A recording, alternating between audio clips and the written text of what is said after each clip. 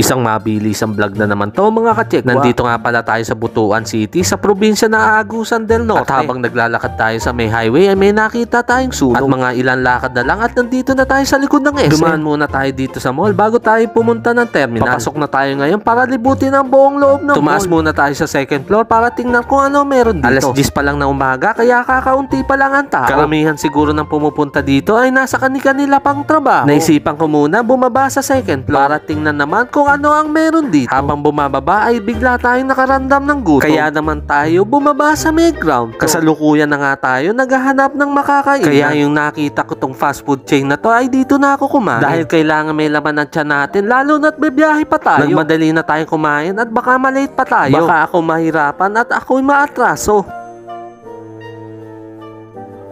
Hanggang dito na lang, maraming salamat sa panonood at kita-kita tayo sa mga susunod kong biyahe.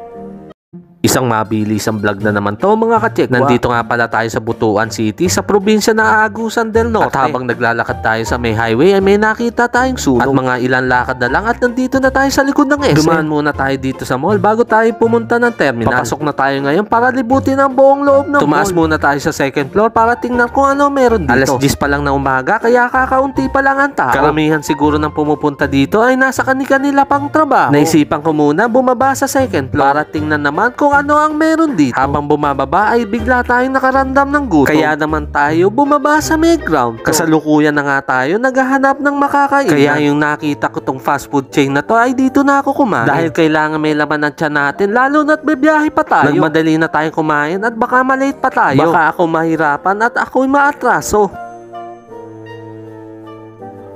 Hanggang dito na lang, maraming salamat sa panonood at kita-kita tayo sa mga susunod kong biyahe.